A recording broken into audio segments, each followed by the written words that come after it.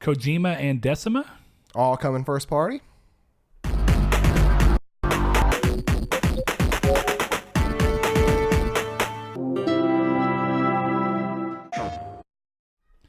Hello and welcome to Triangle Squared, a PlayStation podcast. I'm your host, Brett, back and alongside me, Mr. Saul Bridges, bringing you guys lucky episode 95. 95. If this is your first time joining us, like we said, we are a PlayStation-driven podcast, so we talk about a little bit of everything as it pertains to gaming as a whole and PlayStation as a business and where we think they should go. You can find us in video format every Monday on YouTube at 10 a.m. PST and 12 p.m. CST. If you like what we're doing over there, subscribe, hit the notification bell, which is stupid but exists, so you can see when our episodes go live, like we say, every Monday and every other Friday with our new Reader Mail segments that we are doing bi-weekly, as well as some other stuff that's nearing into production, but we'll talk about those more later. If you like what we're talking about on here or have any thoughts of your own, we'd love to hear them in the comment section below so we can look and see what those things are.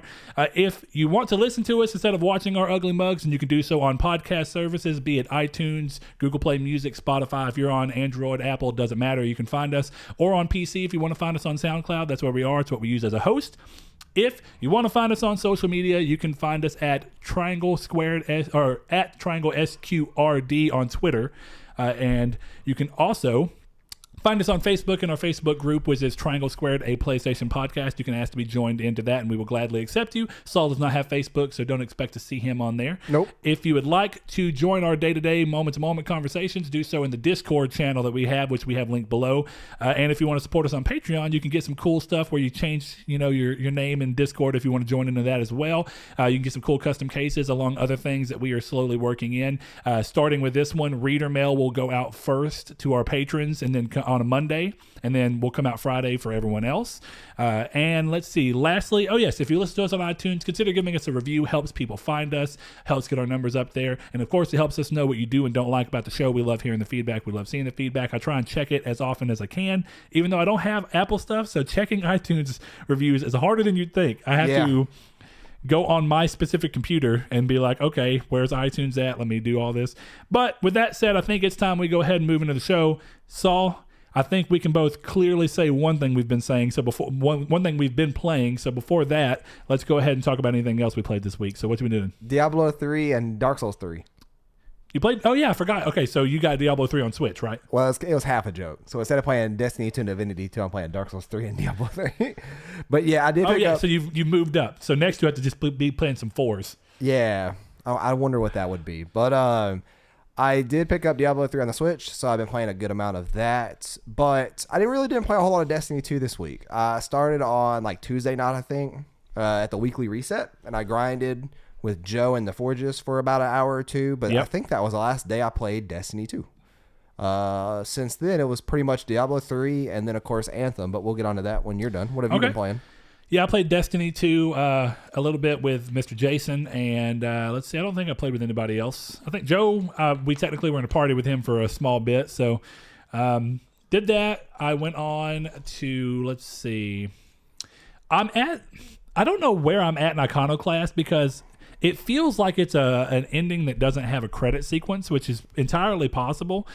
So I won't go into too much, but anybody who's played Iconoclast, there's a big moment that happens at the end of the game, and then you come back to Earth, and the game acts like you're waiting for something to happen, like this impending doom or whatever, but it hasn't happened, and there's no credit, and there's nothing that's telling me where I should or shouldn't go, and I've been exploring, and nothing is happening, and I'm just kind of like, all right then. So I don't know if it's one of those things where it's a mechanical drive that, technically I've reached the end of the game, and then all this does is putting you back into the main world with all your powers, and you can go ahead and clean up everything. Or maybe if I don't really understand, I'm going to push a little bit more through. But with that being said, I played a little more Assassin's Creed Odyssey, but the game continues to annoy me more as the level requirements just jump every time. And then I've already talked about it, but what I ended up finding out, and I know that some people have different points of view on this. I know Blake said he felt differently, but I saw this from a number of people after I looked at and saw it. I went through the store on accident, which you access by going to the pause menu and then hitting right on the D-pad. And I got in the store and I was like, oh wait, this isn't the menu. But I was like, what's in the store anyway? Because there was a cool armor piece. I was like, oh, that's cool. Just for, if it's all, I'm like, it's not a PvP game, so it doesn't matter. Yeah. I was like, I wonder what this is. And I went through and I saw a tab that says time savers. And I was like, oh, of course. Okay. What does it do? And I found one that says a gold boost. I was like, oh, that makes sense. Not gold is a problem in this game because I have plenty of it. But then it said an XP boost that's permanent. It's $10, and it gives you 50% more XP the entire game once you purchase it. And then I looked it up, and pretty much everybody agreed that the game really drags. And I know that Blake's standpoint, whenever we talked about it in Discord, was that in his opinion, the game is an RPG. And alongside that, they're wanting you to play these side stories and whatnot. I have a little bit of a different view on this because I played a lot of the side quests and I'm still woefully behind randomly. I played the whole game a little underleveled because I was trying to move through it before Kingdom Hearts 3. I thought, oh, surely I could do this in 3 weeks. Even with playing the game a lot in 3 weeks, it hasn't happened. So what ended up going on is, so I was like level 26, doing a level 28 story mission. I was like, okay, that's not that bad. Immediately, the next mission that came up after that, it's a story-related mission, is level 35 required. And I was like, that's a huge jump. Yeah, that's ridiculous. I started looking around, and even with me doing, ever since that moment happened, I got from level 26 to right now I'm level 32, I think. And I'm just at a point where I can kind of do these things, but I still am 3 levels under what the recommended is. I can do the quest at that. They're not, if anything's 5 levels over you, they're considered a red skull, and if they hit you once, you're pretty much dead. And anyway, that's lame. I mean, it is what it is, but I get that it's in the goal of an RPG, but I guess my idea is that I've played plenty of RPGs that don't obstruct you from playing the main story and forcing you to play their side content, because in my mind there's 2 things about Assassin's Creed. I don't think that most of the side quests I've played have been that good. I actually think the main story, when it's hitting its stride, does a lot better and it's far more interesting. But I think the secondary thing is that, to me, side content is supposed to act as side content. So a great game of it's supplementary experience. Yeah, it's once not you forced. play the experience, once you play the story, if that's what you want to play, then you have an easy enough, like you not easy in terms of that, but you roll through the story and there's nothing that's tertiary that's playing a role into this. There's nothing that's not really required. There's games like Skyrim does it this way, where it introduces side content through the main story. So like you meet the person who does the Thieves Guild in the main story. They have a role in the main story. You go on about them, but then now you know them and you know the Thieves Guild exists. So then once you get through with that, or if you decide you want to stop from the story for a second, you can go do the Thieves Guild. That's cool. It's completely supplementary, and it's not required. You don't have to complete it to move through the quest. Well, this game is forcing me to have to go out and either play tons of side quests, half of which are really just not that good, or they're contracts that you can get to get little bits of information like, oh, well, I guess this person wants me to go kill another merchant because they're a merchant and they're worried that this other person's going to sell this great so thing. They're not even like fun quests, really. Well, that's one. Then the other one's like, really shallow story side quests, like, oh, my brother's trapped on an island and I need you to go get him. They don't, to me, and maybe I just haven't played all of them, but I played a lot of side quests, and most of them do not have any substantial story weight. And I don't even mean to the main story. I just mean in and of themselves. They're not really fleshing the world out for me in any greater way, besides maybe the contracts making me think that this whole world just wants to use mercenaries in whatever way they see fit, kill anybody they want to for the sake of competition. But I just don't feel like it's not adding to the experience for me. All it is more to make me play the game, which is an admittedly fun game to play from a gameplay stance, but it's just it bothers me that it's like that, because I read so many places where even certain media outlets were saying that in their opinion, they feel like the game that when you buy that and play with it, it feels like the way the game was intended to be played, which is crappy to me. Now if they made the game play like that, where you move through and you're almost always going to be, as long as you're doing a decent bit of stuff, you're always going to be within 2 levels of the mission that you're on, as long story mission wise, as long as you're doing your thing. Cool. It would have flowed better. Yeah, it would have flowed better, but. And then if you wanted to pay for a 50% boost on top of that so that you're always at level or above, cool, that's fine, that's no problem.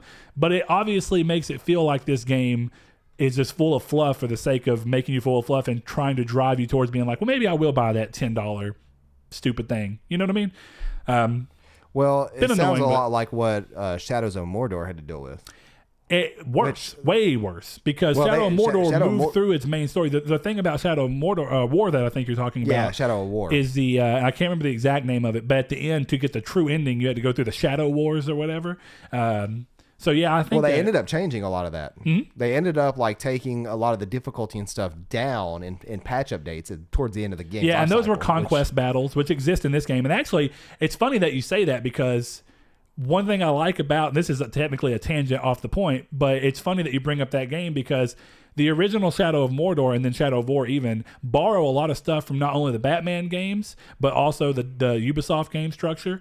And now you're seeing this game, Odyssey, and this is one of the things I like about Odyssey, borrow some of that back over. So they've introduced that mercenary system in. And maybe I've said this on the podcast. I don't think I did. Mercenary system? Where there's a mercenary system where you can move through and you kill mercenaries, and there's a leaderboard, essentially. Nemesis system. It's very similar to that, except for when you kill the mercenaries, they are gone. But they have names, pre-registered names. They walk around. You can see them on the map, even when they're not after you. When you get a bounty, that's really cool. People will come get after you. You can see where you stand against them, and ones that you'll eventually fight if you keep going as you level up. Yeah, and I like that idea. So there's things that it borrows from, and the conquest system, the conquest in Shadow of War were fun, and very few of them had to be done to complete the main story. Right.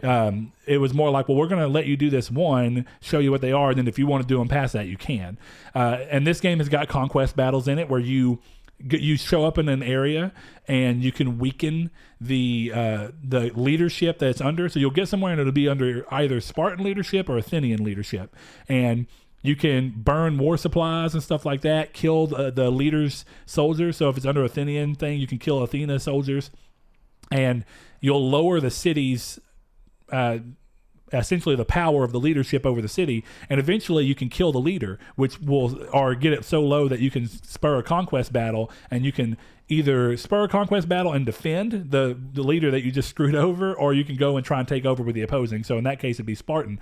But it's a cool gameplay mechanic, but it ends up feeling like you need to do these things in order to reach level with the way the game was. So I know that was a real tangent, but where were you going at with Shadow of War in general? Well, I just said I know a lot of people were upset that Shadow of War had that kind of mechanic in it, which you could buy XP boosters and gold boosters, and even the boosters of your because when you were doing your conquest battles, did you ever play the game? Nope. Okay, when you were doing the conquest battles, you essentially assigned lieutenants or whatever you want to call them that would be like your main people, and you could get those by like a loot box thing where you could pay for orcs. That was another system that was in there. Yeah, I'm glad all that stuff was gutted out. Yeah, so, they changed it. I may actually play it again. But even then, I'll say this: I played that whole game and never had this problem. Yeah, I never felt like, the game is keeping me from doing something. The only thing was, if you wanted to see the true ending, you had to beat all the Shadow Wars, which was made a lot easier if you just paid for the best orcs. You know what I mean? Yeah. I wonder, was it $8.99 from someplace? It's cheap. It's gone on sale because it didn't do as well as I think they wanted it to. But you can get it pretty cheap. So it's a fun game. But yeah, it's a problem, I think, with that type of game in general. It just really put a sour taste in the game in my mouth outside of that. Because if that wasn't an issue in the game, I think the rest of the game is pretty fun. You know what I mean? Yeah. I don't expect Ubisoft games that are made very quickly to have really great side quests. So I don't begrudge the game for having side quests that to me aren't really additive to anything in the world. But if you're going to force me to play them to keep up with the main story, which is actually the interesting part, instead of it being supplementary, then it ends up kind of being mad to me. I may go back and finish it, but who knows? Funnily enough, it seems like the default price for this game, it's still $50. But it's on sale all the time? For $12.49. You should pick it up. It's funny because Shadow of Mordor is more expensive than that game is, which tells you which game did better than the other. Yeah. But yeah, so we both played Anthem. You got to play more than I did. Yeah. I only got to play for about 4 hours total. I had internet issues last night, which was Friday night, and I just could not figure my internet issues out. So I ended up watching Gone Girl, John Wick, and what was that movie called? It's a movie with Jason Bateman, and there's like a stalker guy who's like after his wife. It's a real good movie. And I watched all three of those. Jason Bateman's a good actor. Yeah, I watched all three of those last night on Blu-ray, and I pretty much just ate pizza and chilled and played a little bit of Diablo on Switch. So I didn't get to play the first night of the beta at all. I technically got to play like 2 hours, and then I played 2 hours today before my speakers on my TV started messing up. So we just got back from Best Buy. I got a brand new monitor to play on, Gonna play it when I get home after I spend some time with Annie, and I feel like we're gonna play tonight with maybe me and you, Absolutely. RJ, and some other people. So from what I played of it, it's pretty good. Little complaints in the performance area, but I'm not gonna be like the people I see on Reddit and Twitter saying I paid $100 for this. You didn't pay $100 for this. You paid $100 to play the game. The VIP access is available for anybody who just pre-ordered the game at $60. So you're not losing anything at all by the beta or demo. It's not even called a beta; it's a demo. But which is bad wording, in my opinion. It is bad wording. Demo creates the illusion that this finished. should be what you're getting with the final game. And one thing that I don't think Saul knew either, but I just learned, I think this morning, is that this is a 2-month-old build, which is not surprising. I knew that it couldn't be an incredibly new build, considering what the purpose of it is. But yeah, it's definitely interesting that, you know, people, I don't think I would have ever chosen the word demo, because demo implies that you're demoing the final product. And that's not what's going on here.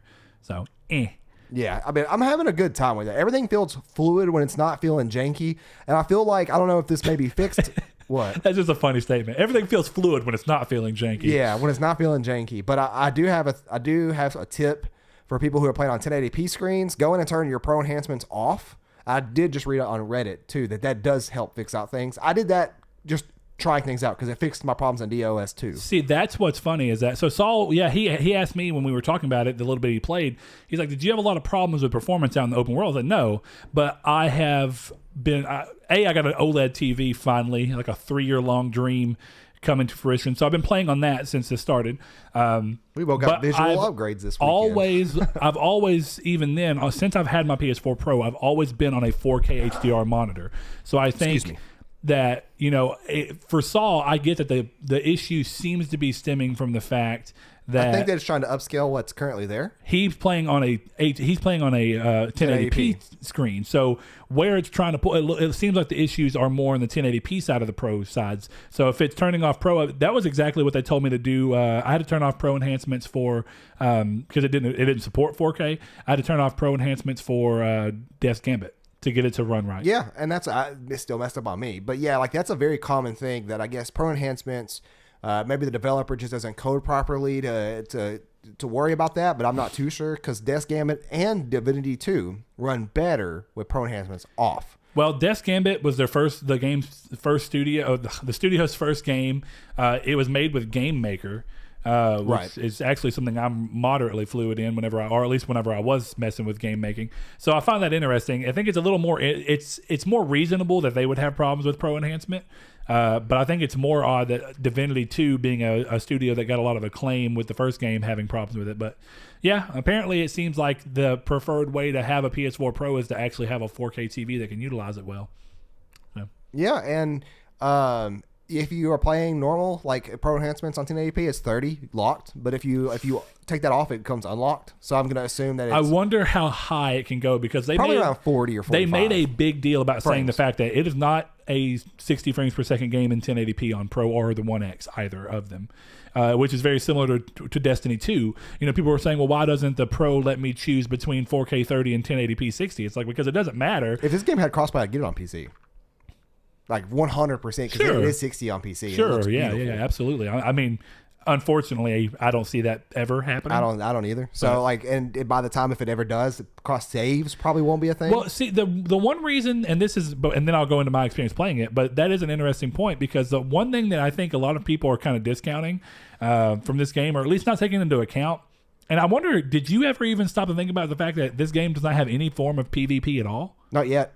I mean, according to them, they don't intend on having it. No, it's not that. It's that they're looking into adding it after the game launches. Post-launch? Yeah. Okay. Let me check myself, fact check myself. Well, I mean, I could definitely be wrong on that too, but it is interesting that this is a game that at least early on is not trying to sell you on a PvP experience. So if it doesn't have PvP ever... It's unclear if it'll be... ever added? Okay. Dude, if they took Mass Effect 3's PvP... and put in the game, I'd be happy. I know a lot of people like the online for Mass Effect 3, but see, what's interesting about that is crossplay would be less of an issue in a game like this in comparison to Destiny. Destiny would be people running at 60 frames per second, as well as the items. You know, we talked about exclusive items with PlayStation 4 and whatnot, and how it'd be unfair that people on Xbox would never have those weapons or whatever, even if they're not game breaking. So it's one of those things where this game would actually be a perfect candidate for it, but I still just don't see it happening. I mean, I don't know. Is there any other EA game that has crossplay, even off PlayStation? I don't think that. Does EA have crossplay between NBA 2K18 on Switch and Xbox? I don't know. There is an update to this, though. It says BioWare executive Casey Hudson told Jeff Keighley on YouTube's Live at E3 show that Anthem will not have PvP at all and will focus solely on PvE experience for players.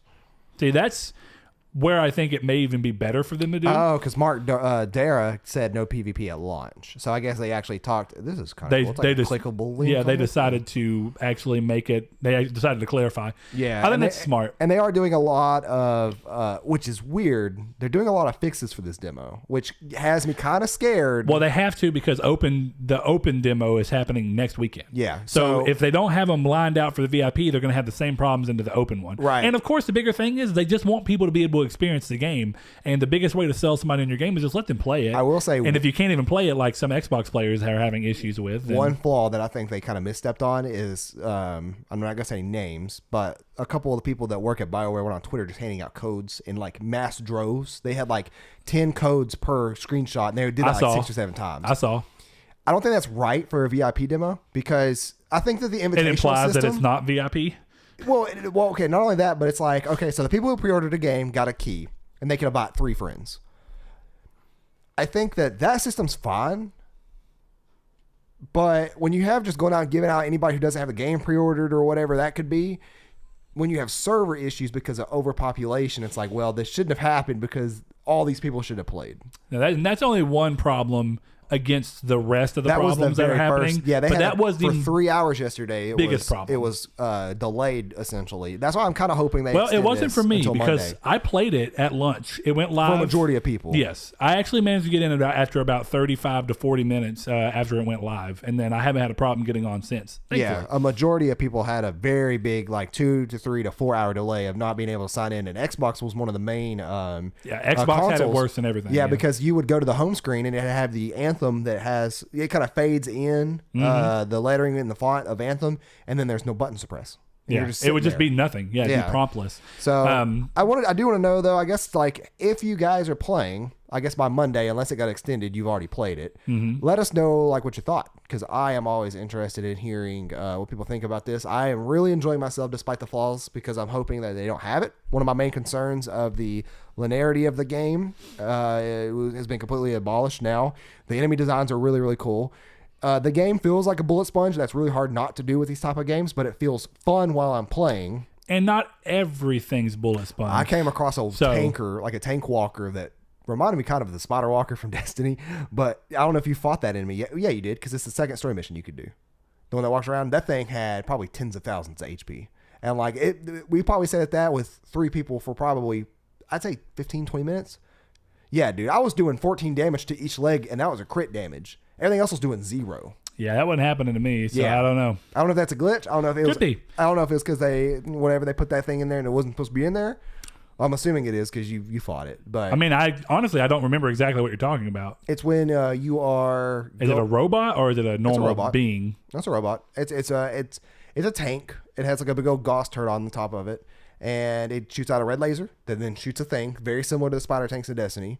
It has a thing where it shoots out missiles in burst patterns, like where 4 come at you, and it's like 1, 2, 3, 4, and then it stops. Okay, I think I remember this now. Yeah, okay, I got you. And it summons a lot of scars.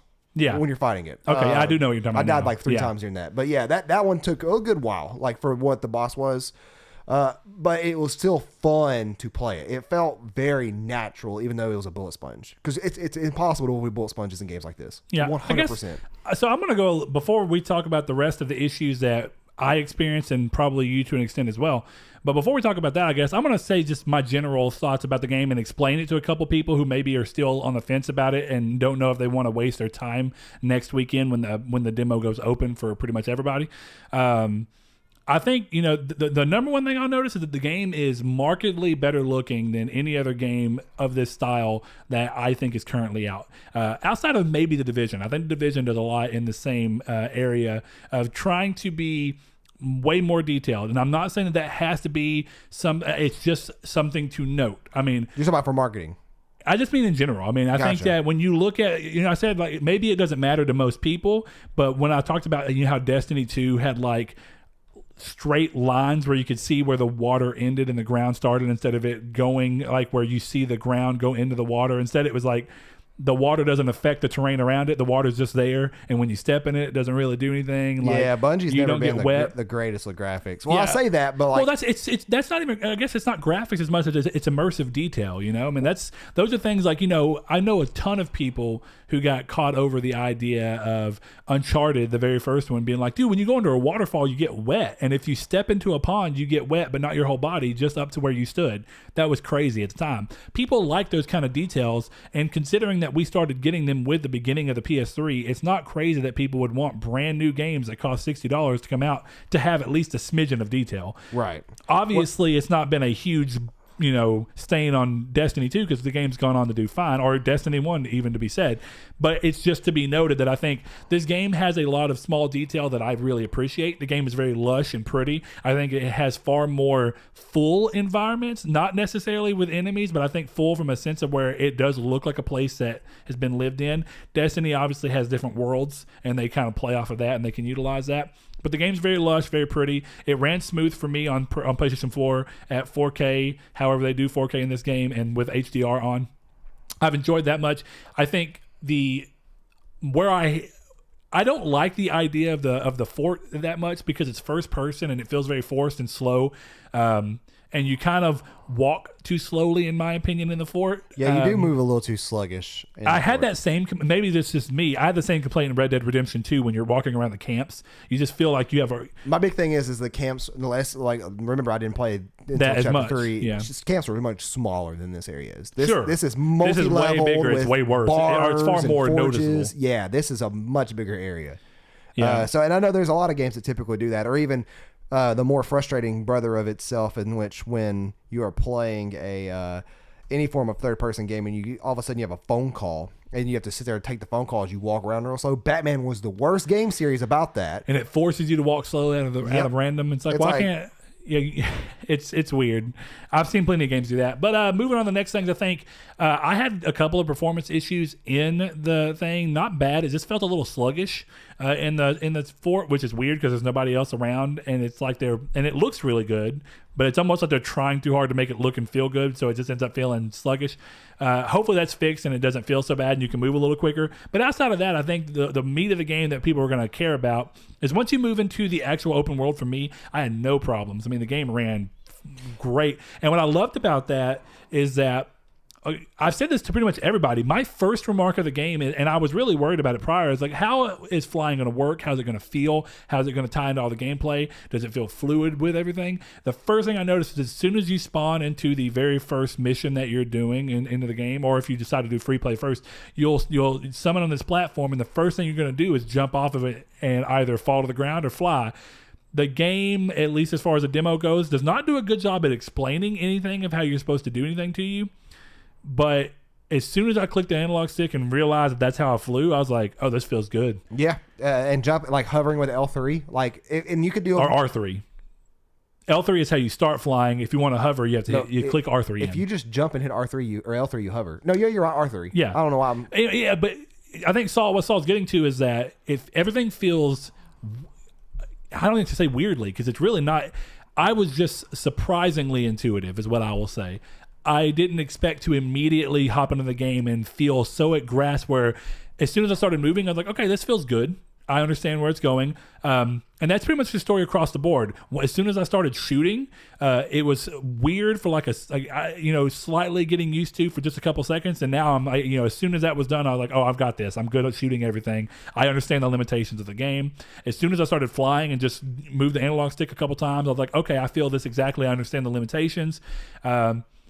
And I think what Saul was getting into is that he was worried the game was going to be really linear and you're just going to fly between pockets of enemies. Yeah, I thought it was basically a tunnel. And the tunnel had depth and width, basically. And that was it. And you're stuck in this tunnel to explore in. But in reality, when you Or depth and height, not width as much. Well, I was going to say wideness of the area. I mean, it can, but yeah, go ahead. But that whole entire... I thought that was how the game was going to be. And, if you go watch the trailers and stuff for it, they all seem to have... it was always two people, and they always seem to stick together. And I was like, I wonder why. I wonder if they can't fly to the left and right too far. Yeah. But it turns out you pretty much can. And the only real barriers you have are walls. I've not come across, other than height, of an actual barrier, except for one that I'm going to assume is just it's like a big old canyon that you can't go into. Yeah. Which makes sense because it's in like kind of an edge of the map in a way. It's in the edge of a place. Not map, but of a place in the map. Yeah. That was my main concern about the game. I think I've said that before on the show. Yeah, and I think one of the things you also mentioned about is I can't remember the way you described it, but essentially natural discovery. This idea that while you're playing the game that you can find random things and random places and hidden items and cool things that you may see. Yeah, dude, that's one of the best things about Destiny is that like those, and especially when Bungie does it right, is like those surprise quests that pop up and you're like, what is this for? And then all of a sudden it's like, oh, this is a quest for an exotic weapon. Like the Whisper of the Worm quest. You've never done it, but the way that works is one of the coolest quest lines in Destiny 2. Yeah. But I mean, I thought that was cool in general. You know, they didn't show a lot. Me and Saul didn't know if there were going to be chests in the game where you're going to have incentive to fly around random places on the map how big it was in order to find these chests. And I'm happy to say that one of the things I loved a lot about playing the demo, I was flying around and I came across this big waterfall. And one thing I'm going to plug in about that real quick is that I love the way this game handles it's so much more logical because it's not trying to be Destiny. I'm going to use the word confines in a weird way, even though realistically it leaves them a little more open, but they can find themselves with this space magic thing. And so they don't really worry about the way a lot of the way that the world would mechanically affect what you're doing. But this game instead goes, well, this is a suit. There's reasons that you're doing this. So when you're flying, you have a little bar that you can see that slowly fills up and it'll start to get red. And that's when you know you're about to overheat and you need to either quit flying because it'll make you fall out of the sky, which won't hurt you, but you can't use any of your grenades or any of your special abilities when you're overheated and you're cooling off. Right. But one of the things I loved about this is that standing in water in the game cools you, and you'll see it come up, cool down. You can get a cooldown buff. And it means that while you're even doing it, you can't overheat. So that extends even more to when you're flying and you see water that's falling off of the edge of a cliff or something, you can splash under it and it completely get rid of your bar. And it makes it to where when you're flying, you're not just flying in one direction. You have to play this management game of like, well, I'm going to look for the opportune spots to stop real quick and either land so I can get a little bit of my cool down back and then fly again, or I'm going to look for water and things to actively cool me down. I thought that was really cool. But anyway, I went into the waterfall and I kept flying because it cooled me off even though I was about to overheat. And I was going in between. It's a very narrow waterfall and like a cavern behind the waterfall. And I was like, okay, great. Maybe this leads somewhere. And I hit a wall towards the end because I was like, oh, there's nothing here. And I was trying to like quickly turn around. And what ended up happening, I hit the wall and I fell. And I was like, wait, this water is deep enough for me to swim. I'm not just standing in it. So then I just went underwater and like you can boost underwater, which I thought was cool. And I boosted down and there was a chest on the ground. And I thought, this is cool. I'm cool. I mean, it's weird that I found this. And there's parts that you can find when you're walking around and you can get parts that are for your build. You can get parts to craft with because crafting's in there. The game is surprisingly fun. I guess even the free play ideas were pretty interesting. Things that took me a little bit of time to get used to. In appearance, like Destiny, the way they handle it is obviously the Ingrams. But even then, most of the time when you get an Ingram, what are those called in this game? I don't know. Rewards. Yeah, they have like little. They're like, I guess they're diamonds basically that pop up. Yeah, but they don't have a name because you don't. There's nobody. They're not encrypted. You don't have to go take them to anybody and encrypt them. You don't get them until the end of the which quest. Is a problem. I don't know if you know this or not. I hope they fix this. If you are in a quest and you have one of those drop, and you get booted out for any reason, and then you cannot join that expedition back for some reason, you don't lose it. You do lose it. You 100%, you lose the rewards. The reason I want to say 100% is that multiple times, I'm just going to tell you, and you can say what you want, but this is experience that me, RJ, and Vernon all had last night. Okay, so we were playing Stronghold last night. Remember I told you about that? And we kept getting blue screens and kicks and everything, and then we ended up losing out from that. What people aren't realizing is that, and I'll go into why. So if it kicks you and you don't go back into it, when you go into your forge, you do not have the rewards yet. What you have to do, and this is exactly what we figured out. We were worried. We were like, we're going to lose all our rewards. But we noticed it when we went into something else. We were like, wait, check your backpack because you can open it up and see what you have. And all of our rewards from this previous thing that we got kicked out of were there. And we were like, wait a minute. All you have to do if you get kicked out of anything you want, the quickest way to do it is just go into free play. And then as soon as you load in the free play, hit the middle button and then hold square to end free play.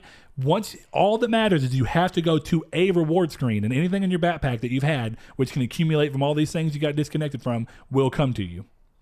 The reason I know that, Saul, I got on this morning, right? I stopped playing yesterday right after the Stronghold stuff happened. I had a bunch of rewards, never got to it. The loot screen, both. I was like, this is ridiculous. I'm tired of playing. I got off. First thing I did when I logged on this morning, because Burnin messaged me because we asked, I was like, I wonder if you go to free play, if it'll give you those rewards and if it'll work. He messaged me and said, hey, it worked. I got on this morning, hadn't played it all this day. Got on the free play. As soon as I got into free play, I hit square, exited free play, and I got all my rewards that were in my backpack. So keep that in mind if this continues to be an issue. I'm trying to find the article that I today. read that has it, because I thought that was weird. Are you sure those aren't from what you picked up recently? No, because I hadn't played at all. That's what I was getting at. My backpack was full of stuff from the night before. As soon as I logged on, I went to free play. And then I exited free play, and I got all my rewards. I had multiple blues, multiple greens, so I had rares, uncommons, and commons. I had 14 items, and I literally just loaded into free play. There's no way they came from free play. And you could see them in your. It's just the game will not give you the reward until you go to a reward screen. So you will not lose these items. Okay, so that maybe the person that wrote the article or whatever did not realize, did not read, or did not go that far. Well, and we were worried about it too, and we just ended up getting lucky and noticing that you can look at your backpack and you can see the items in there. And I was like, this is weird. I was like, so it says that it still has the rewards. It's just never gave them to me. So there is that to be said. But I've enjoyed the game a lot, and I think if you are even remotely questioning it, I like that it's 4 players instead of Destiny's weird limitation of 3. Yeah, it means that more people can play. Though I'm also curious, strongholds are like mini raids, and apparently there will still be raids in this game from what I understand. And they're pretty interesting. You roll through and you complete certain segments of the little... There's only one in the demo. It's a mine. And you get... checkpoint chest, essentially. When you get far enough into it, a chest will come up and give you rewards, and there's guaranteed rewards for them, as far as I can tell from the game. And we didn't get to finish it because we kept getting blue screened out yesterday, which was, if we go to leading into the issues, what happened. What Saul was talking about with the being booted out and not being able to join back in sometimes, the game has this thing where if for some reason it loads, or if you're loading after completing a mission, you'll get stuck at 95%. It will not move anymore. And the only way around it is to just literally go back to your home screen, close the application, and restart it. Sometimes you get lucky, and it'll say, we noticed you were in expedition. Do you want to rejoin it? But if it was the end of the expedition, that doesn't happen because it's already considered it over. It's loading you to the reward screen, and you don't get that. And that's why your items get stuck.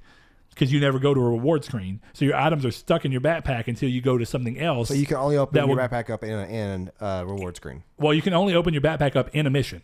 You can see what's in it. But you only get rewards from your backpack at a reward screen.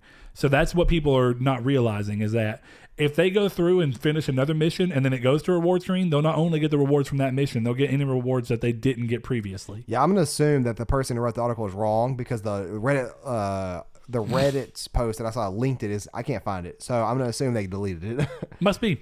But I thought that was interesting. So there's that problem. There is the problem of it blue screening a couple times. I don't understand why it happened, but it did happen to us a few times, definitely. And we were trying to do the stronghold. I hope that's something they can figure out. And again, these are not things I expect to be in the final build or the final release. That just went gold, by the way. So I have faith. But I guess the final bit I'll say on that is I think me and Saul can both agree that when the game's working and not giving you issues, it's incredibly fun, and it's got a really promising foundation. 100% for sure. So good on them, considering that I saw an article the other day. Did you see that BioWare was saying that they've been making this game since before Destiny? That's Destiny 1? Yeah. That's nuts. No, I did not see that. So crazy. But I was like, man, how long have you been working on this? But if you think about it, this is a team that has not put anything out since Mass Effect 3. If I'm not mistaken. Because the Dragon Age team was separate as well. Inquisition. I'm pretty sure they were, yeah. And then we know that the team that made Mass Effect Andromeda was a different team. I think it was BioWare Austin. I can't remember. I don't want to speak off on that one. But Saul, go ahead and hop into the drop as you will, sir, and then we'll get the show moving. Sure. For those that don't know, the drop is this week's PlayStation releases across all of its platforms. First up on the list, we have 8-Bit Hordes for PS4, Bombfest for PS4, Deadland VR for PSVR, Drowning for PS4 and PS Vita, Genesis Alpha 1 for PS4, Goodbye Deponia for PS4. Oops, and I accidentally went back because my mouse is just Just a little troublesome like that. The Hong Kong Massacre for PS4. Kingdom Hearts 3 for PS4. Boy. Night Cry for PS Vita. Royal Assault for PS4. Song of Memories for PS4. Trainer VR for PSVR. And that's the last on the list. So, Brett, take us into the news. I think we all know that of next week's games, our most anticipated games. Deadland VR. Yeah, it is. Saul, are you going to pick up Kingdom Hearts 3 midnight, or are you going to just wait till Tuesday? I'm preloading it. Oh, yeah, you did digital. Yeah, I'm doing all digital now. I'm not going... I knew this. Yeah. I don't know why. I mean, we've had this conversation a number of times. Guaranteed. I don't even know what I work on Monday. I'm pretty sure I'll close anyways. But, yeah, guaranteed that you're going to get home at 9:15, 9:20 or whatever, and you're going to have like 2 hours worth of patches to download and crap. Oh, mine's not. I'm not going to midnight. Mine's a collector's edition. Oh, yeah, that's right. So yours is going to be Mine should be here Monday anyway. So... Are you taking Monday off? I don't know, because it depends on... I don't want to take the day off and then the game not come in. So I'm still trying to figure that out. And I was basing it off how busy I was at work, whether I was going to take the whole week off. I don't think I have enough going on at work that I don't think it would be smart. I can, but I don't think it would be smart for me, for the way that my sales position works now, to take off right now. What I may do is take half days. Okay. We'll see what happens. Because I want time where I'm not having to worry about Kyrie and Hannah and anything. Because I've already told Hannah, I was like, hey, I just want you to know, as much as possible, I'm going to be playing this game. I don't think it's weird for me to say that after all the stuff that I do, I want a couple of days where all I'm worried about is this. I'll still, You're definitely going to get more time than I am. Because I'm off on... My next off day is Friday, after tomorrow. Yeah, so you got some time before you get around to it. Okay. Let's see. First thing in the news then we'll go to is... something we skipped last week, and I intended to put on there, but honestly, I wasn't that worried about it because I knew that it was going to be the thing that most other gaming podcasts, definitely in the big media outlets, were going to cover. And if you don't know it by now, it's not like we're giving you anything news, but I'm just going to go ahead and throw it out there. EA canceled their Vancouver team, their open world Star Wars game. Now, this is a game that got transferred over to EA Vancouver and was rebooted once Visceral was shut down during the development of their single player Star Wars game. Which had Uncharted's director Amy Hennig at the helm of, and it was going to be essentially trying to be like Star Wars Uncharted, as much as we've seen about it and been told about it. That got canceled, moved over, rebooted, canceled again. This has led to a lot of people rightfully, criticizing EA for having this license and doing essentially nothing with it outside of Battlefront 1 and 2, of which Battlefront 2 had a ton of controversy around, so it's not like they're not story-based. So they're sitting on and wasting an exclusive license, and I think that's really interesting. There's been a number of talks that say that the deal was signed under the previous CEO or somebody in Activision, EA, and then they left, and now the new uppers don't really care, but they have it. I don't know why. That's such a weird thing to think of, though. Like, they're not thrilled with the deal for having exclusive access to Star Wars. Dude, if you have exclusive access to the Star Wars video game license... Probably because they know they can't. You know how excited I would be? Well, I think it's... If you had one... I would be excited. You'd be scared. I would also be scared, which I think is what they feared. I think so too. But here's the thing: I think that realistically, the reason that they aren't so stoked about it is it goes against their plan that they moved into really with this generation to do less story-driven games and single-player games and do more things that are monetized and have online elements. And I think that they obviously know that most fans of Star Wars want to experience great stories set in the Star Wars universe and not just online games. So the reason I say that, I think that's the reason why, is it's pretty telling that the only two Star Wars games they've released since they've had this license have been both online games. The first one was literally online only. The second one got added a story because of backlash, and even then it wasn't a long story. So I think it leads to the fact that if, by some grace of God, this Respawn deal that they have going on, where Respawn's working on, the Fallen, what was it called? The Star Wars game that they talked about. They talking about 1313 or whatever it was called? No, the what is it called? The Fallen Jedi Order? Yeah, the Jedi Order, I think is what it's called. I think it's called Fallen Jedi Order. I might be wrong. Hold on, we're going to see. I can't remember what it was called. I'll just do Respawn Star Wars and we can get it that way. But yeah, I mean, unless by some nature theirs doesn't end up... Yeah, Jedi Fallen Order is the name of the game. Jedi Fallen Order. It's just called Jedi Fallen Order. I think this is going to be one of those weird situations where if that game gets canceled, then it's all hope is gone. No, it's not. All hope is gone. That means it's going to go to Disney, and then Disney's going to make a good one. Oh, yeah. Because what will essentially happen is it'll return to Disney, and it'll happen in a way where Disney can do what they've started to do with not only Spider-Man being the first example of giving it out to people who are notable, great developers and letting them do something with it. This will be really interesting to see how it works out, but I hope that Respawn doesn't lose it, because I think Respawn does a good job with what we've seen from Titanfall 2 so far at making fun campaigns. Too bad that game released within 3 days of Battlefield last year or 2 years ago. But that aside, is as weirdly cannibalistic as a move as that was from EA, I still think we've seen that Respawn can handle campaigns in single player games quite well. Yeah. So I'm really hoping that ends up being a really great game and doesn't get canceled.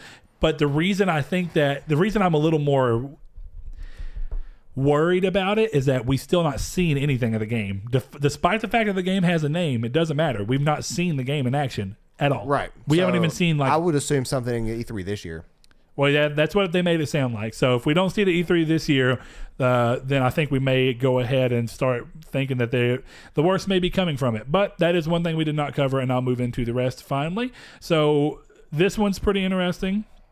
And the first thing I want to talk about is, much like the European territories got their year in review for 2018 in December, the North American users who could not access that and get the little video now can look at their stats through a new feature on the PlayStation website that can be accessed manually or is being sent out in emails. So if you don't want to go do it yourself and just wait for the email, that is a viable option. It looks like most people are going to get the emails. Some all already are. But the feature shows a number of different games played, like how many unique games you played that year, your top 3 games hour-wise, number of hours played for the year, how those hours were split between not only single player and online, but also VR, which was a nice touch, I think, for people who are VR users. Longest gaming streak you had of the year, number of days in the year that you played. So I played 322 out of 365. What was your longest gaming streak? 10 hours. 18 for me. Yeah, that's not as surprising as I thought. I wonder. I bet you mine was Horizon. I'm curious. I figured that yours might be involved with, Horizon. That's 2017. Oh, yeah, you're right. Yeah, you're right. The reason I asked that. I wonder what mine is then. Probably Destiny 2, where you did your little thing where you left the game up for an hour or two, went and did something else, and came back to it. I have the shut off now. So after 10 minutes, my controller shuts off. After 10 minutes after that, the PS puts itself in rest mode. Oh, okay. So it doesn't. Well, then, who knows, man? 18's impressive. I just have not been able to do that at all. Anyway, it shows, like I said, your longest gaming streak, number of days in the year you played, like we talked about, prime gaming time of the week, which I thought was a cool feature. Apparently, I did really good on Monday evenings. That was where I mostly played. Mine was Wednesday during the day because I was off every Wednesday. Yeah, that makes sense. Let's see. Trophies earned, money saved using PS Plus, which is also an interesting one, and your monthly breakdown of all of these things. So you can see how many trophies you earned per month, how many hours you played per month, and how many games you played. I got more platinum trophies than you did last year. How many did you get? 27. Saw you lying. I don't have 27, but that's what it told me. I have 13. Hold on, you're telling me yours said 27? Mine said 27. That was obviously wrong. It was. That's why I was just like, what is this? Did you even get a platinum last year? Yeah, last year was when I first started trophy hunting. No, it wasn't. 2017 was when you first started trophy hunting. Destiny 2 platinum, right? No, I don't know. Destiny 2 was in September of 2017. I think Destiny 2 was my last platinum. I didn't get it in 2017, though. I don't think. Yeah, you did. The platinum for Destiny 2? Yeah. Oh. You got it before we all quit playing. Let me go back to this real quick. So I can I'm going to show you where I out-trophied you according to PlayStation. Okay, that's fine. Anyway, to shore that up, for users who are getting this through their email, check it out. It says at the bottom of it that there are 3 free themes included that you can redeem as a gift for it. I guess that's a celebration of it. Nice of them to do either way. Let's see when Saul can tell me how many trophies he's got, because I think he's lying. Now I got to go to the website. What was the website? Honestly, I don't remember. And because it's PlayStation.com/2018/wrap up, or I don't know. Oh, here we go. I'm going to find it. Yeah, here we go. PlayStation.com/campaign/2018. Okay. Plus more. Whatever. I don't remember what it was. While Saul was trying to look at that, Western Kingdom Hearts fans who were lucky enough to snag a pre-order for the limited edition themed Pro faced a scare and some bad luck depending on who you were. as GameStop, the exclusive retailer for the system in North America, started sending emails out to unlucky customers explaining that they oversold their allotted amount, which of course ensued a lot of drama and sadness from people who got this. I understand it. It's happened to me. This happens on limited edition consoles all the time, though it is a little more interesting that this happened when GameStop is the only dealer here. They're Bam, the son. only... It's silver trophies. I'm a dummy. You are a dummy. I looked at them what did I get 27 platinum? I'm like, so I was like, okay, well, my bag is 27 silver trophies. Okay, I was about to say, I was like, man, that really just got some bad information. I don't guess I got a platinum last year because it just says 9. I didn't think you did. So I really did take a break from trophy hunting. So you hopped on that trophy hunt hard and then you fell off hard. But anyway, of course, I'm sure you saw the thing here.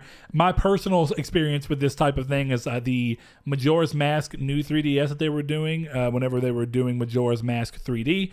I pre-ordered it from Best Buy and then got it canceled by Best Buy, and they gave me a $50 gift card, whereas GameStop here only offered up a $25 gift card. Yeah, what's up, $25 gift card? So apparently GameStop? Best Buy values their customers more. Well, see, like here's what they should have done, and it would cost them a lot of money, but it would teach them to create better inventory systems. They should have gave them a $60 gift card so they can get the game for free, which was going to come with the bundle. They got canceled. Yeah, that's a good point. I mean, don't get me wrong. I mean, the fact that they gave any extra money, they don't have to, but it's a good PR move. Oh, they don't, but they're already swimming around the drain anyways. Which is probably why they can only afford $25. But with that whole thing said, it's weird to me that they're getting all these exclusive deals and they just can't seem to do anything with them. It's so dumb. But look, really, if this happened to you or for anybody that you know, that sucks. And it kind of makes me glad that I didn't do it, get my hopes up, and then just be potentially one of the people who lost out on it. I lost mine. Would have been bummed. But it's an unfortunate thing that happened. It is weird that it happened through an exclusive retailer. But alas, these are sad things that happen. In the words, keeping up with Kingdom Hearts, though, Kingdom Hearts 3 offers up 2 different performance modes we know now on the enhanced mid-gen refresh console. So if you have a 1X or PS4 Pro, players can choose from, quote, standard mode, end quote, which offers up a better frame rate at the cost of graphics or resolution. They use the word graphics, but I'm going to assume that just means a different resolution. Or stable mode, offering up better graphics / resolution at the cost of performance. So from what I've seen from a lot of people, this is pretty interesting because across the Twitter sphere, I've seen a lot of people talking about Kingdom Hearts 3 runs at a surprisingly solid 60 frames per second. Good, as it should. So on Pro. So I think that because of the type of game that Kingdom Hearts is and how fast paced it is, I am definitely going to be sticking with whatever the 60 frames per second option is. I don't see any reason not to. I'm not really worried about the game. I mean, the game looks phenomenal, but a perfect example of this is Final Fantasy 15 still had some jaggies and aliasing problems, even running on the enhanced version of PS4 Pro. So I'm not really worried about it looking that amazing. Game looks good enough. If it runs at 60 frames per second and looks even a fraction of a bit worse, I'm cool with that. I just want to play it at 60 frames per second. I saw something stupid on Reddit, speaking of Kingdom Hearts. It was like, it's not a spoiler at all, but somebody, like, you know how somebody says something dumb about a game, like this is the ending of the game, and they say something wildly stupid that's like not the ending. Somebody said that's so dumb that's probably the ending. So if this ends up being the ending, I would be real upset. But it's really dumb. Well, we'll see what happens. Moving away from Kingdom Hearts and into Ubisoft, Far Cry New Dawn not only looks to shake up the environment and color scheme, but also the gameplay by adding RPG mechanics. Now, this is not surprising. We saw Ubisoft do this exact same thing with Assassin's Creed Origins technically 2 years ago now, and then Odyssey again. It looks like it's going to be something moving forward for the Assassin's Creed series.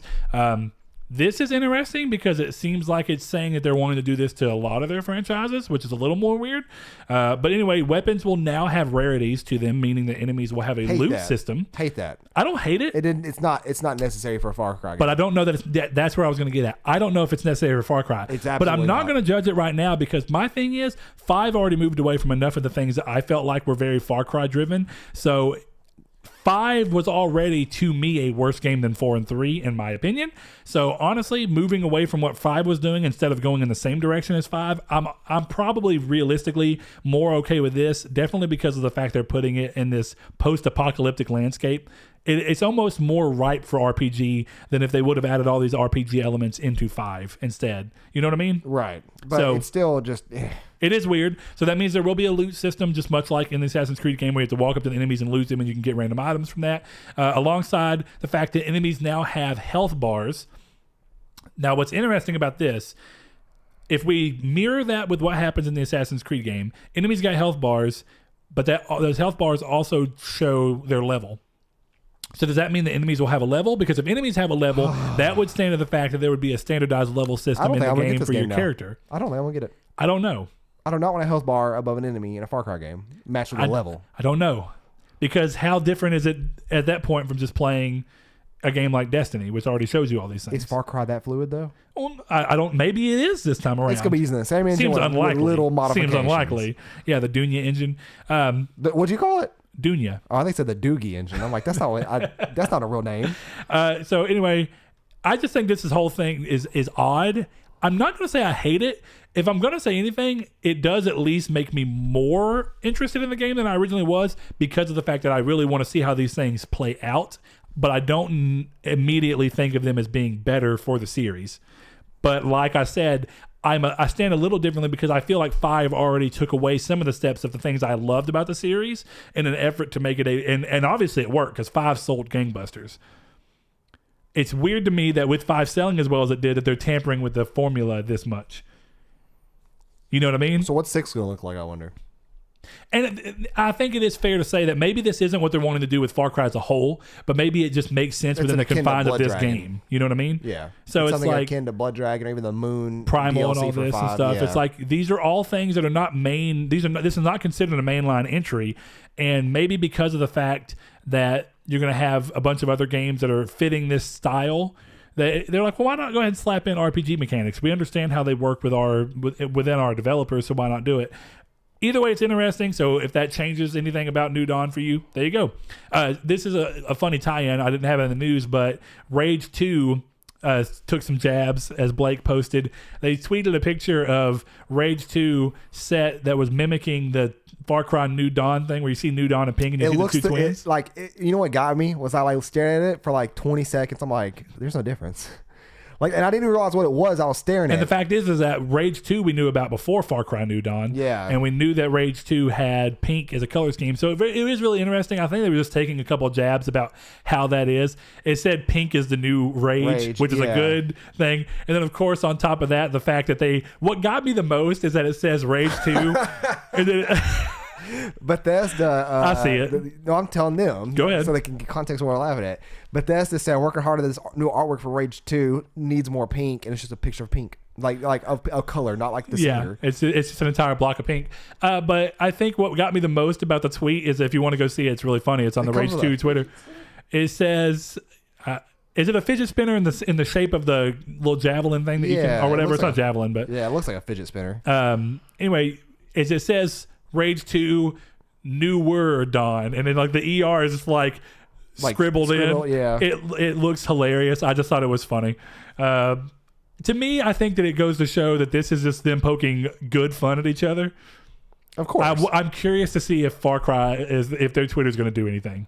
You know what I mean? But speaking of Far Cry New Dawn, where we're just on, the game has gone gold ahead of its February 15th release. So again, if you're interested in it, it's coming up quick.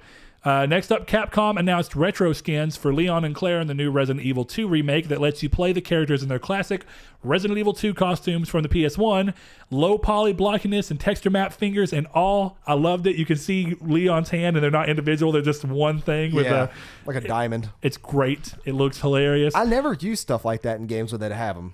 Like Metal Gear Solid 4 had that, where you can go back and play as old school Snake from PS1. Yep. I got unlocked it, never used it. Yeah, I don't. And that thing required some hefty unlocking to do, or stuff to do to unlock it. I can't remember what it was. This one's better. The DLC is free, but it's not going to be available for everybody until March 22nd. It launches with the Japanese version of the game if you have a special PSN card, but we're not going to get it everywhere else until March 22nd. Other post-launch updates were announced at the same time, such as the Ghost Survivors mode, a free update that will let players experience the game with randomized elements, play with a variety of other characters, be it random people from throughout the game. It features an in-game shop that will let you spend points you earn throughout the game for enhancements that will help in this mode, but no date was given on this, so it's just something to look forward down the road if you want to have a reason to double dip back in after you beat it, or if you want to wait to pick it up until this is there.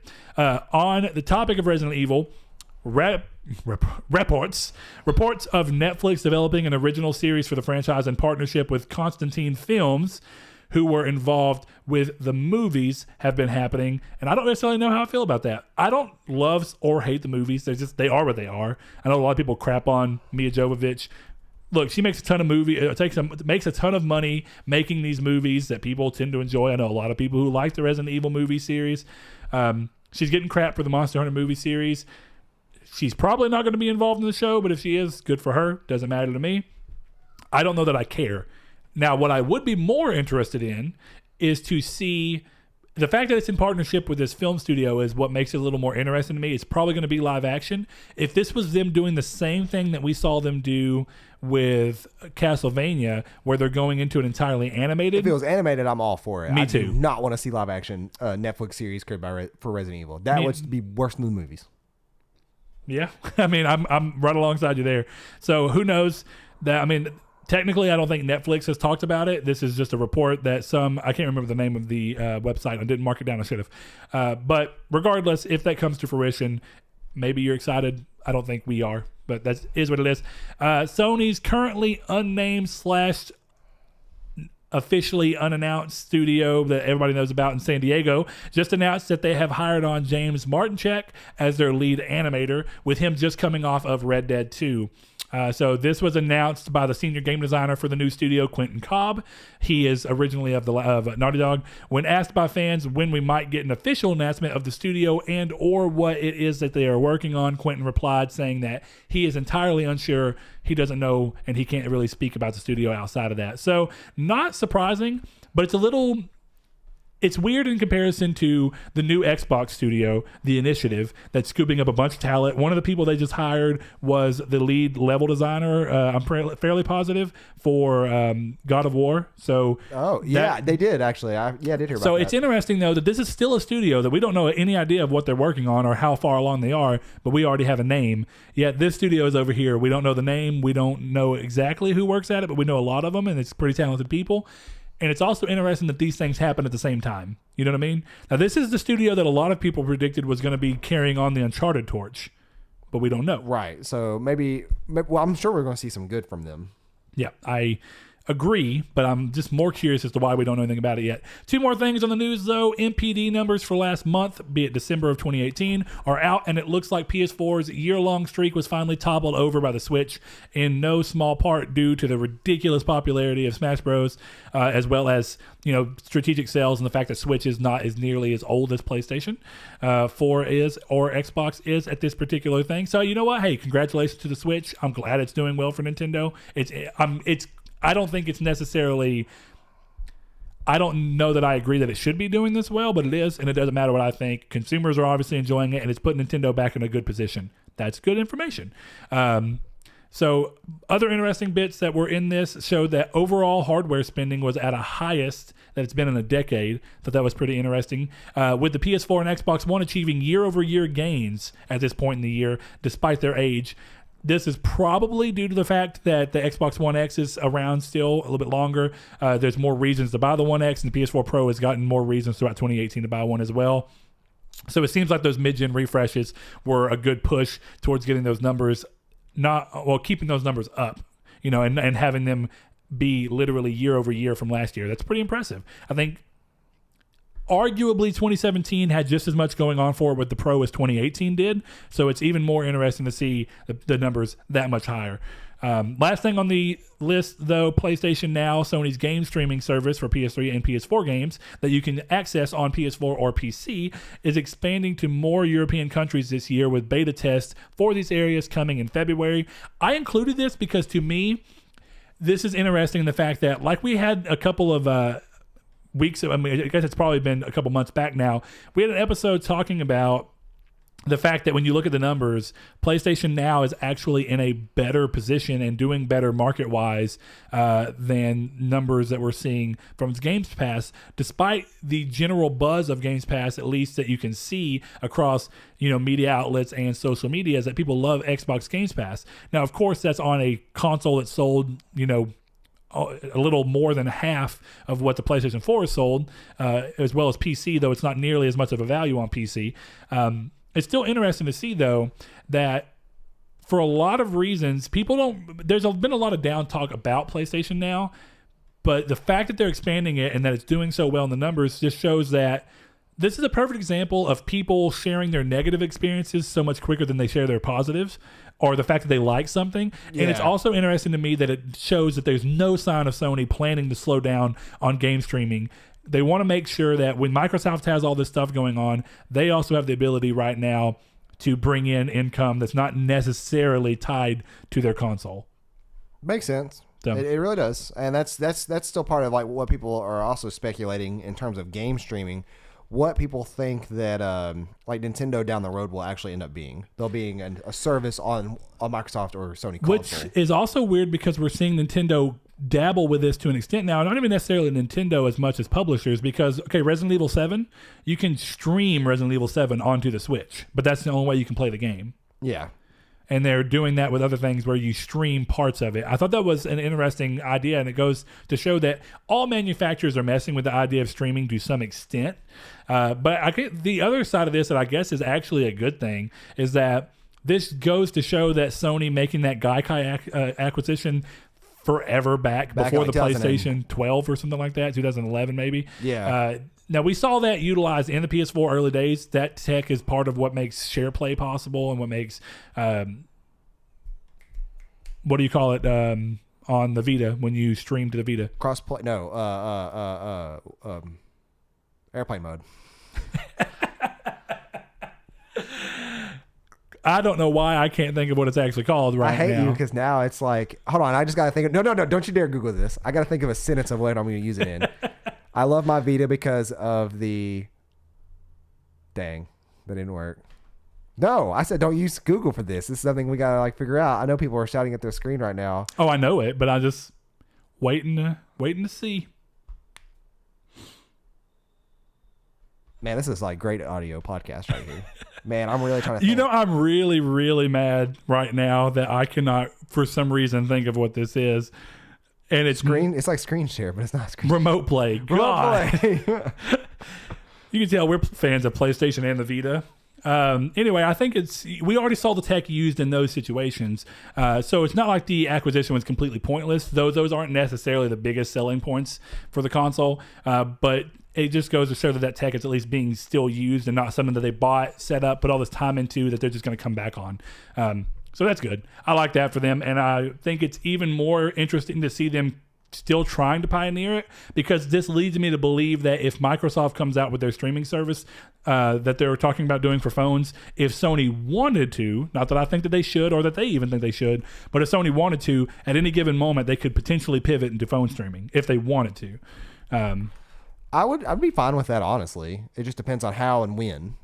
Yeah. Though at that point, I mean, I guess because we don't have a 4G, that really is what it comes down to. But if you're streaming in general, you can stream on Wi-Fi.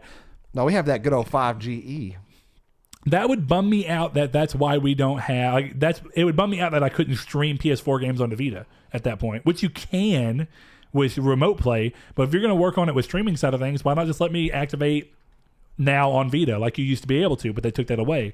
It's an interesting setup. But with that being said, I think it's time to move into the main topic of the show, which stemmed from a article that I was reading earlier this week, and I thought was pretty interesting.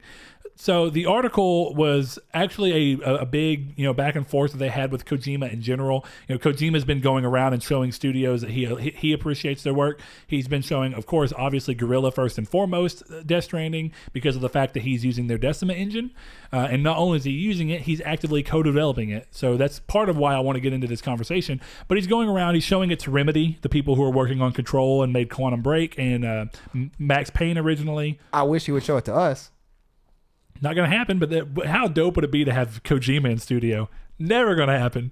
I'm not going to say never. You got to believe in ourselves, but you know what I mean. Unlikely to happen. But you know, the thing that's interesting here is that throughout this whole interview, they're talking. You know, huh? Let's look at that armpit sweat.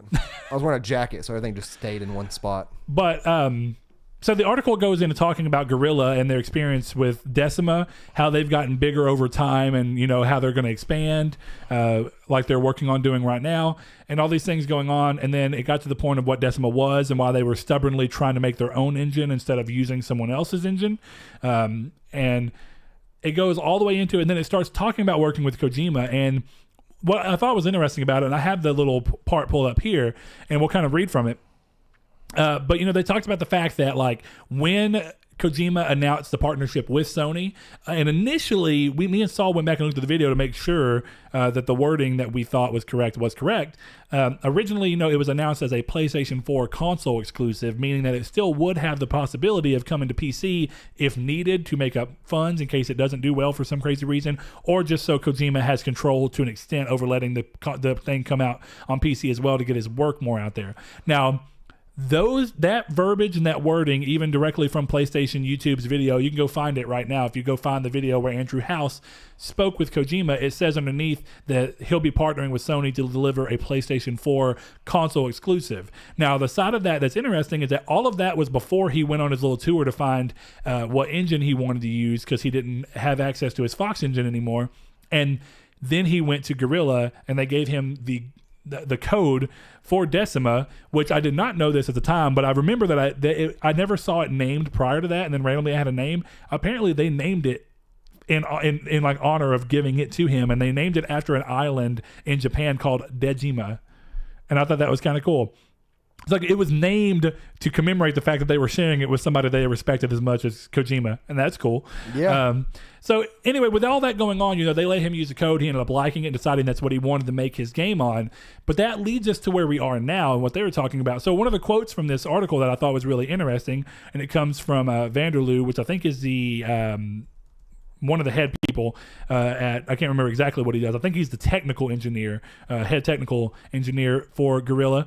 He says, quote, "We gave them the engine as a show of good Sony citizenship. They'd lost all their tech. It would have felt rude not to share. But we didn't expect to have this much chemistry with the studio from the other side of the globe," end quote. And then, you know, one of the things that we've talked about in general with like I was getting into earlier, is the fact that they've been literally co-developing this engine with them. So not only did they share an engine that was already great, we already saw it run Killzone Shadowfall, we saw it run Until Dawn, we saw it run Horizon. That's what I was getting to. Oh no, yeah, sure it was. I mean, that's where I was going. But anyway, we saw it run Horizon, which is a great use of the engine, obviously. So them sharing it with him, and then him improving it on his own side for what he needs it for, but also just seeing areas where they could shore up the code to make it that much more, you know, what's the wording here? Polished? Optimized and polished. Yeah. I think it, you know, one of the upsides of this, and the most immediate upside, is it just means that Horizon 2 that we are inevitably going to get will have a stronger code source to work from, to improve more on, and not only the power they'll have from the PS5 as it's most likely going to be on. It also means that while they're doing this, whenever they improve it, it improves for Kojima. Whenever Kojima improves it, it improves for them. We've talked about a little bit in the Discord before. I think you've seen me and World End discussing that it would be very interesting, if not, maybe it was in the YouTube comments, that it would be very interesting to see if Kojima after this decides to stick around with Sony and increase this member. Because right now, the deal was, if I remember right, was just for one game. Right. So, and then Sony was going to publish it and fund it and everything like that, which is a steal for Sony alone. Even this one game will be a steal for them.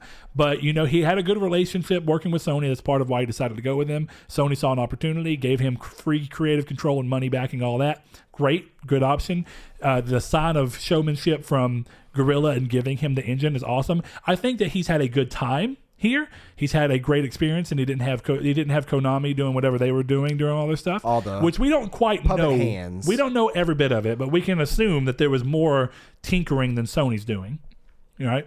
And I think outside of that, if you look at, to me, that the reason that I even kind of pondered the question of would he even consider going first party, even outside of all those things, is at this point, I really doubt that he wants to put this much work and effort into an engine, since they're essentially co-developing it, like we say. They're putting all of this time and resources into making this engine even better for not only their game, but for everybody else. I think it would be interesting to see him want to immediately drop that again, because what we saw when he left Konami from Metal Gear Solid 5 is he lost access to the Fox engine. Now, Sony, then just getting this out there, Sony could easily just come out and say, after this deal, if he wants to keep using the Decima engine, just due to the partnership that we had in general, even if he wants to make multi-platform games, he can use it. I'm sure he'll get royalties and stuff and paid for it properly. But or that Sony would get paid for him using it or whatever. That's what I mean. Yeah, but the point... I said he, I think. Yeah, you're right. But, I guess where I'm getting at with that is I don't think that he would be so quick to want to walk away from another engine that he was, had a hand in. No, absolutely not in my mind.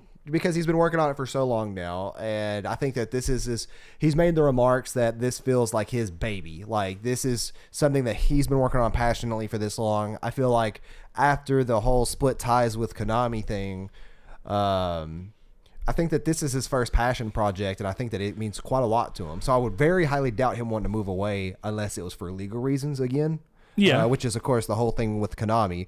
So I do feel like that him keeping this engine after polishing it and optimizing it the best as he wants and utilizing it in everything he wants, including the games he wants to make. If there's ever going to be a Death Stranding 2, it's really, really hard of a concept for me to think about of Kojima making a game that's a one-of. When you think about it... Because he's always been involved with the series. Always involved with the series. So even games that he had a hand in, like... help me out here. What was it like? Mars Runner, the Zone of the Enders. Oh, Zone of the Enders. Zone of the Enders became a multi-game franchise. We saw he was going to work on Silent Hills. Was there 3 of those games or 2? 2. And I think 3 was always rumored to be around, at least back in the PlayStation 2 games. Who knows? But we're seeing it again now. But I don't know. What I'm saying is that he's had hands and stuff like that. It's very rare that he puts his hand in something and then takes it out, unless... The only time we've seen him literally remove himself from something realistically is because he was forcefully booted. Yeah, it was kind of a forceful move not on his decision. So I think it's going to be interesting, really interesting to see what is going to happen. And I really am curious as to when Death Stranding... I honestly want to revisit this topic in a sense in a year. Like when Death Stranding's out? Like not necessarily when Death Stranding's out, but maybe a month or so after. Well, what I mean is this: even if it's a year, whatever it be, some time for us to have Death Stranding. Because I'm curious of the reception for that game. Death Stranding, and then understand how well it's received. Somebody compared, and I hate this because these, to me, especially as an outsider looking into both of these forms of media, Kojima is one of the most praised developers there is, and a lot of people think for some dumb reasons. There's a director like that. If I was to name a director that's always highly praised, and yet you're like, some of those movies aren't that good, what's the director that automatically comes to mind?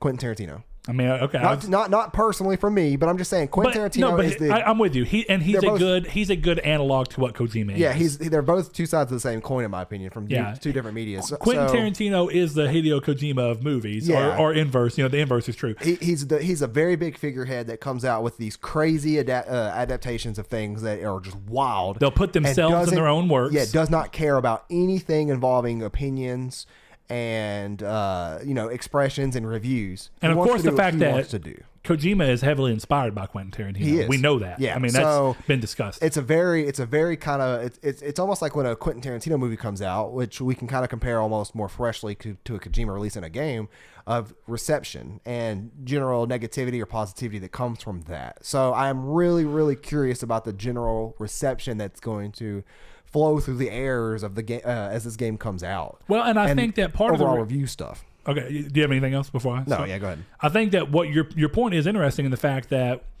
like we've said before, this game is so much different than anything else he's worked on, and different from anything that we can, at least from what we've seen of the game and what we hear about the game, we don't see anything in this game that reminds us of another genre that currently exists necessarily. Well, we don't know right now. Like, that's the crazy thing, is that this game could literally be a first-person game when it goes into certain areas. We have no clue. We don't know what this game...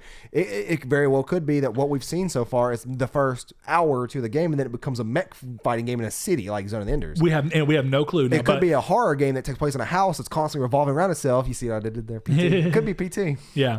It is PT. Roost Cruise is still chugging along through the ocean. Well, look, my point there is that I think that all of those things are a more easy sell. Well, it's a horror game. You gotta know what you're gonna get with a horror game, even if you get fresh ideas in that. Yeah, you're gonna get then you can go, okay, well, it's a shooter game, or it's a tactical military game. Okay, well, even Metal Gear Solid, as cool as it is, it's like, well, you can explain it to somebody very loosely and know if they'll be interested in it. Right. You can go, hey, do you like military espionage and crazy, characters and intricate stories? What is the movie that Solid Snake was based off of? Oh, Snake Plissken. Snake Plissken was the Escape from L.A. and Escape from I can't remember the other Escape movie. Escape from New York. Yeah, okay. Escape from New York is the one I'm thinking. And they were essentially the exact same movies. It's very interesting. Who was the actor that played him? Kurt Russell. Kurt Russell. That's right. Yep. So that's who Snake was. That's what that entire caricature was based off of. Yeah, and that was John Carpenter, if I remember right. Yeah, it's a very mid. In terms of that was the director. Yeah, so. Mid to late '80s. One of the John Carpenter's only non-horror movies. He's only made like 4 of them, I think. Yeah, he's made a lot of horror movies, but, a lot of them.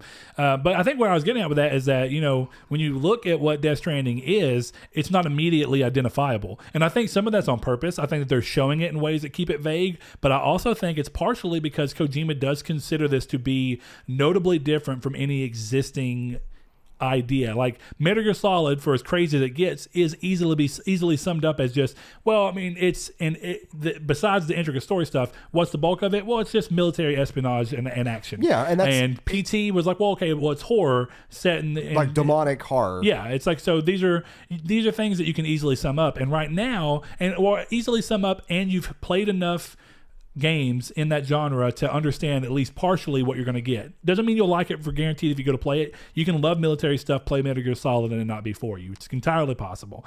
But this game right here, the closest thing from what we've seen that we can say is it may be trying to put up some very odd things under the walking simulator. And I don't mean that as a pejorative, because I know a lot of people use that word that way, but I don't. I do think that there's something to be said about those types of games, that they tell great stories. Now, I don't think that that's what this game is either.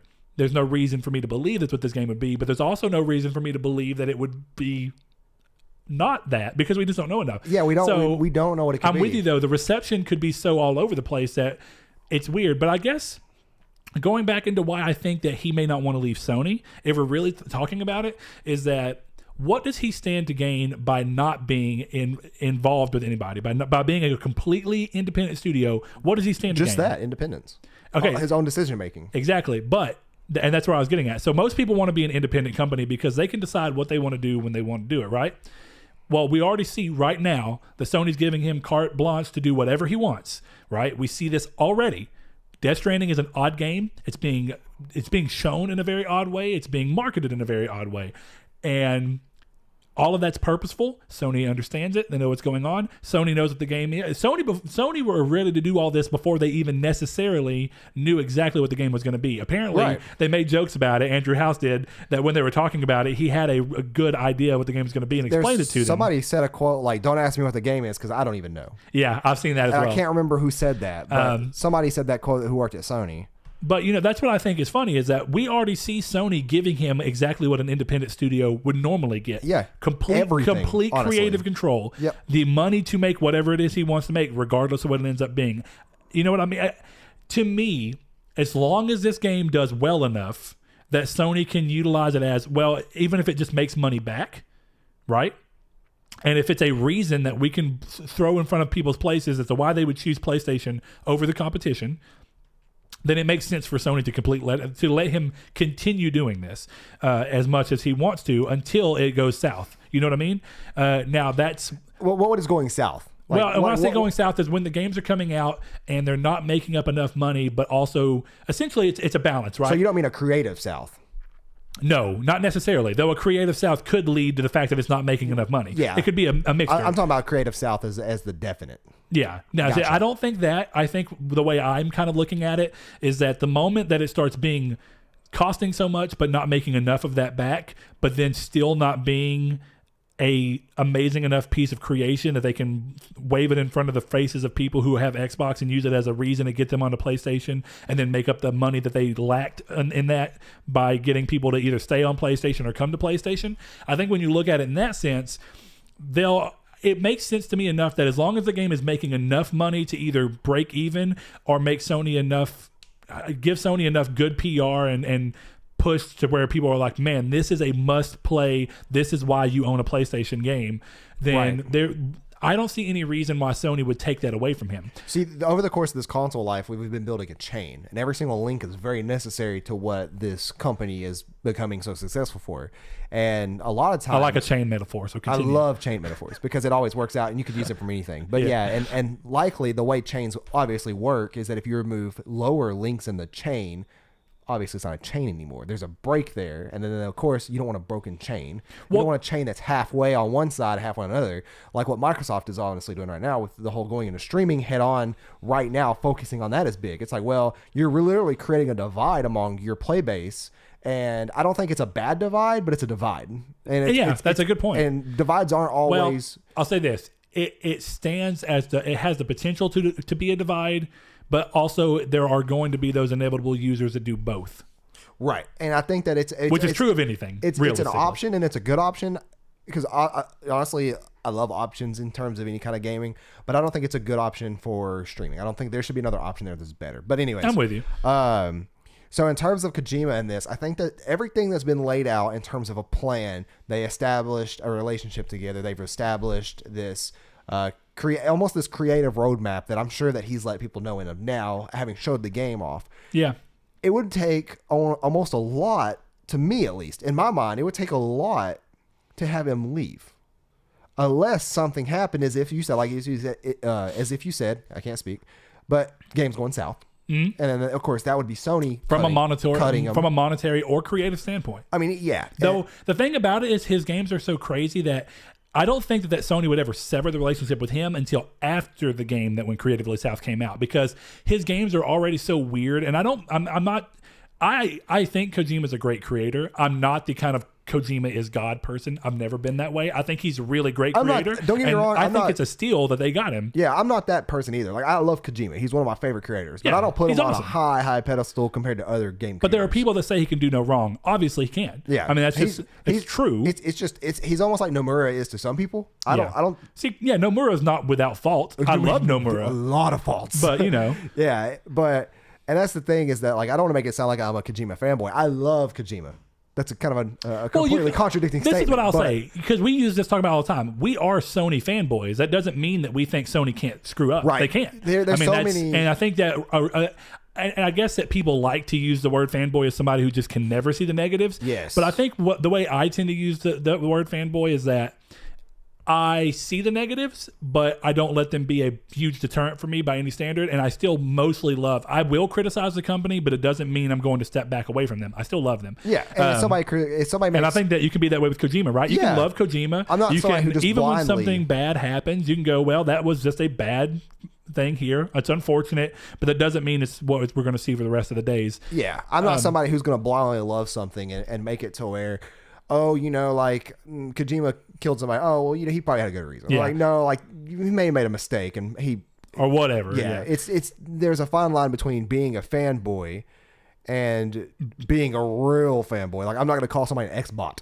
I'm not going to call somebody an X-bot. I'm not going to call somebody a Sony pony. Those are two of the stupid words. Yeah. Like, but look, that was a tangent. Where I was going at with that, and why I wanted to just throw that in there, is because of the way that Kojima goes about making his games, I don't think that you can clearly and easily say that they are going to do poor. They are going to be received poorly and from a creative side until the game's already out in people's hands. So at worst, Sony would not sever the relationship on their end purposely, in my opinion, until you saw the game come out. And the game 6 months after did not have a cult following, or anything. Just, it didn't hit numbers. It didn't resonate well. It didn't review well. It didn't get a cult following. It just fell flat. Now, because of who Kojima is, I think every game he makes will inevitably get a cult following of people appreciating it for, even in spite of its flaws.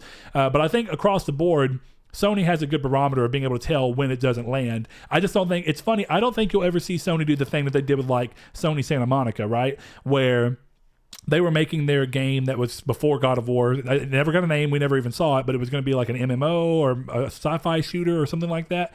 We saw that game get canned because Sony could see that it was like going nowhere. I don't think Kojima is as easy to see that something's going nowhere. Not only that, but it's like if Death Stranding was to launch and be a failure in Sony's eyes, still would be a market success by most means. I'm sure. I don't think this game is going to sell. If it's a market success, I don't think it's a. I can't see it being a failure in Sony's eyes. Well, it could be. Ultimately, it could be they're a company. Activision, you know what like I mean? Activision having 300 million or whatever, and they sell. Yeah, but that's realistically not Sony. Right. So no, I'm just saying. I'm just in this example. Everything's possible. Yeah. Right.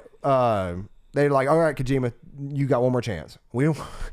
That's at least 7 or 8 more years on payroll because that's how long it takes them to make a good game or a game. Yeah, we can make that joke, but actually, from the time that they announced Metal Gear Solid 2 and Metal Gear Solid 3 were 7 years apart.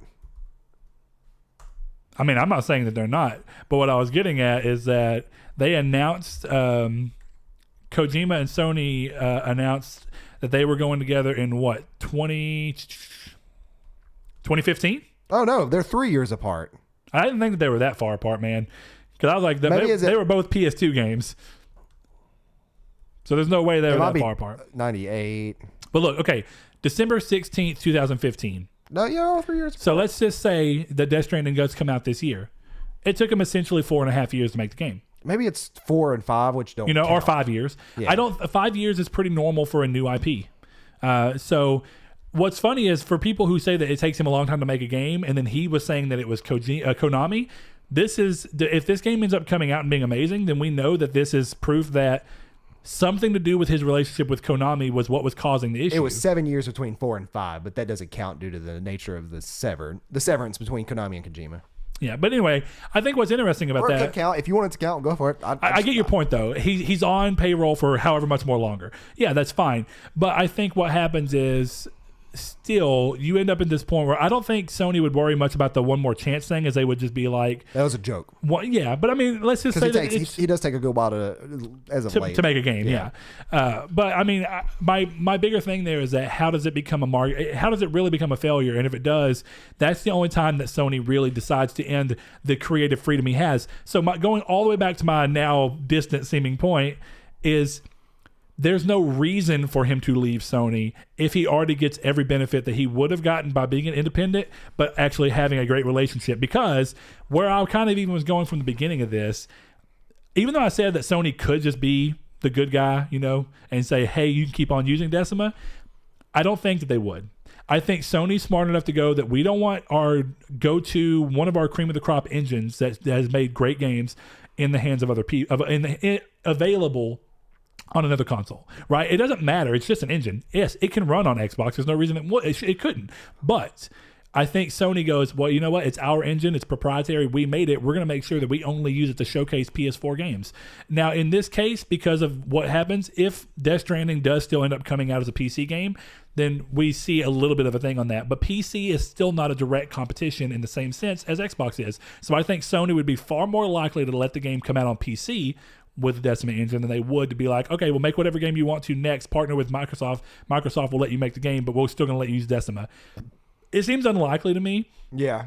And I think at that point, if he gets to keep using the engine that he's put all this time and effort into, that has become almost partially his baby at the same time, he gets to do it with a company that lets him do whatever it is that he wants to do. He has literally all the benefits of an independent studio and doesn't even have to doesn't even have his own engine that he has to worry about. It's technically being co-developed with him. Yeah. I just think that when you look at this, it doesn't mean that maybe it's more of a thing.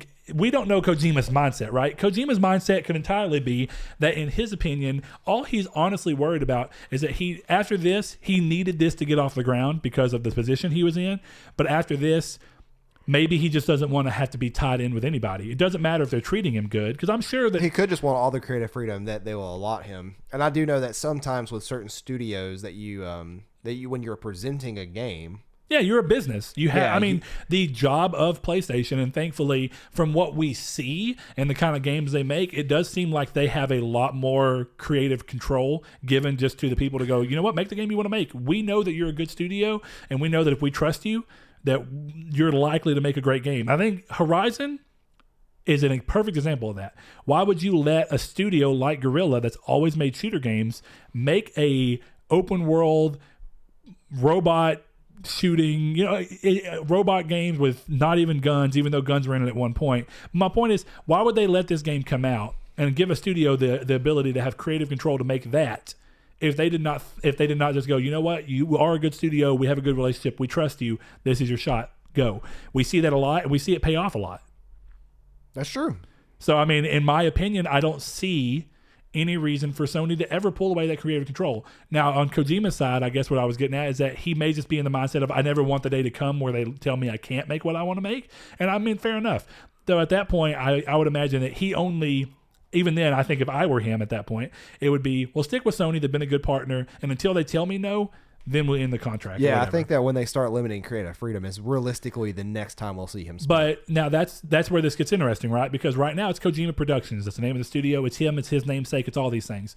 But this leads into the question that we first posed. There's a difference between keeping essentially a long time exclusivity thing. We saw Insomniac be an independent developer that made only Sony games all the way up until Xbox One.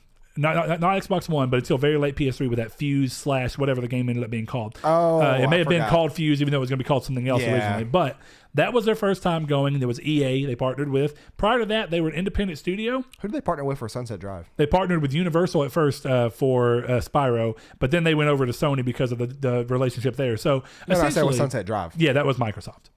Oh, they partnered directly with Microsoft. Yes, okay. direct. Weird. So even though I think that they partnered with them to publish it, but I don't think that Microsoft required them to own the IP. I don't remember. I'm not brushed up enough. Well, on yeah, that there was that weird thing like where it came to PC, so there was an option that it might come to PS4 or something. I remember we looked into it. Yeah. I don't remember what the resolution of that was. Well, what was interesting about it is who was developing or who was publishing it for PC, which if I recall was THQ Nordic, which was interesting. Yeah. So at that point, it would show that either Microsoft licensed out the publishing rights for let them do it on PC, or that Insomniac owns the rights and just found somebody who would partner with them to do it. I don't know, but I'm not going to get into that as much. Maybe there was a clause that said, well, you can release it on PC if you can find a publisher, but you can't ever release it on PS4. Who knows? Yeah, that'd be spiteful. But I guess at that point,